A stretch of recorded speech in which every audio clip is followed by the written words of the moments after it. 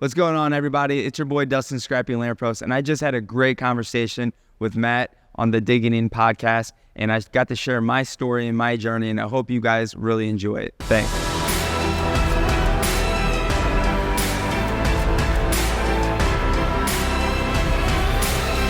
Dustin, welcome to the show, man. Thanks for having me. I'm excited. So we're fresh off A win, which was a week ago tomorrow. Today, a week ago today. Yeah, the 16th. We're going to get to that. I don't want to skip to the end because there's a whole story here, man. Yeah. You have a really interesting story. Yeah. I want to share the title of the episode. It's From the Cage to the Big Stage, the journey of an MMA champion who's about to get his UFC contract. Yeah, fair. Exactly. Fair to say. Yeah. How's it feel? How's it feel to know that is about you, like when I say that?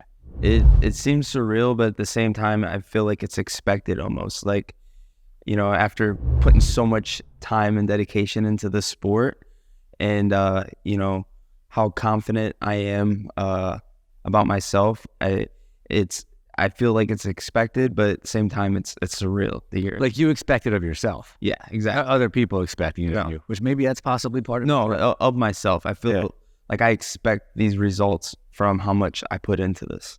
All right. With that being said, just take me back because you got a cool journey. I mean, it wasn't easy. Like it's cool because you can look back now and you're like sort of climbing that mountain and you're about to hit a dream.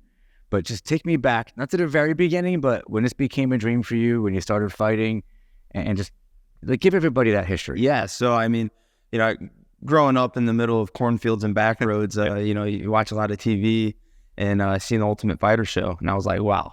I want to do that. Like, that looks so cool. At what age was that, though? And that was probably at 12, 11, 12, you know, 13 years old. And I seen that, and I was like, I want to do that. But there was nothing like that around, or no one else in my area did anything like that. So it was obviously just a dream. And how destiny works, you know, one thing led to another, and I ended up meeting a very high-level fighter at a church named Tyron Woodley when I was 16, and he invited me out to this gym that he was going to be opening up in the near future. And he said, hey, in a couple of years, I'm going to open this gym, and if you want to come train, you know, that would be really cool, you know. And at that time, I had a couple of kickboxing fights that I stumbled into, you know, and my dad bought tickets for my 15th birthday to this show, and I ended up fighting. The promoter was like, really? Yeah, he's like, hey, do you guys know anybody that fights? Yeah. He goes, well, my son. He goes, that's why I'm buying tickets for it, because he's a big fan of it, and he's been doing a little training. Maybe you'd want to. And that's how I got my first start in fighting. So random. Yeah. But no, it's meant to be. Meant to be, you know. And then fast forward to the Tyron Woodley situation. I met him at a church a year or two after that, and it's kind of where this whole fighting career started to come into. But with the way that you fight, you have to know how to box, fight with your hands, fight on the ground, a mat. Like you have, like, I guess, different types of training, right? Of course. So how take me through that? Like there's a whole journey. Don't just tell me that. Tell me about the financial journey.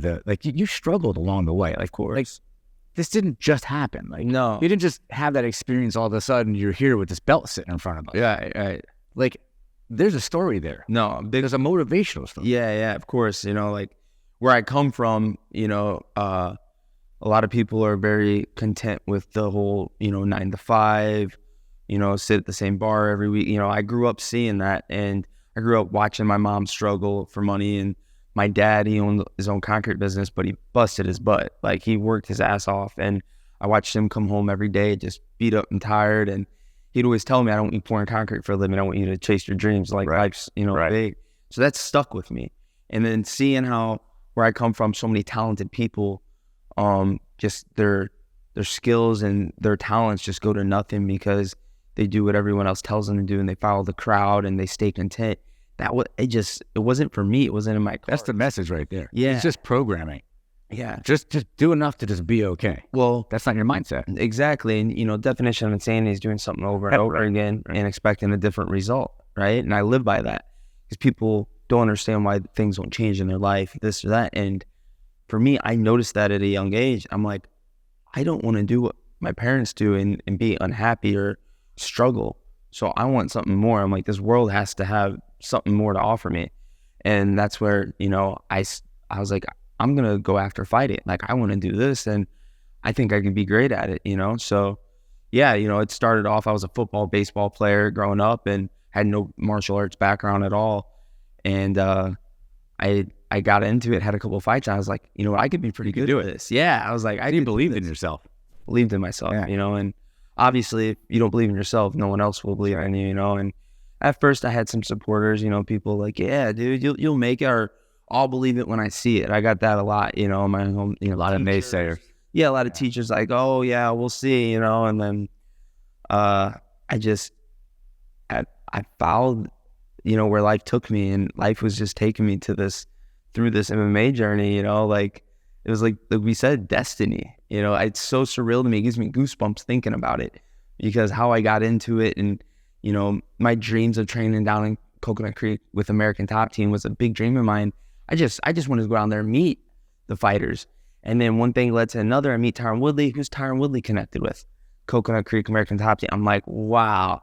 One thing led to another. After I started training, had some fights with him, and he's like, hey, I think you need to go down to South Florida if you want to take this serious.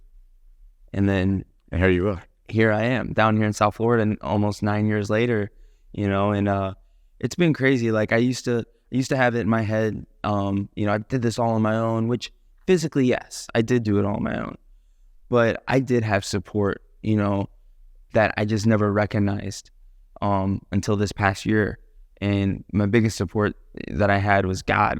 My, you know, realizing Jesus was there this whole time, step by step. Anytime something didn't work out, he had me. I needed a place to live. He had me. In my head, I had this whole scenario like, oh, I'm doing it on my own. And I played that whole card, which, yeah, it is true. Like I said, physically I did it on my own, but God was paving a way the whole time, and I just didn't see it, you know, until this past year. And it was life-changing when I realized that. It made fighting that much more sweeter, you know. Yeah. And I gave up a lot to do this, you know. A lot of sacrifice. You know, I haven't been able, I didn't have a background in fighting.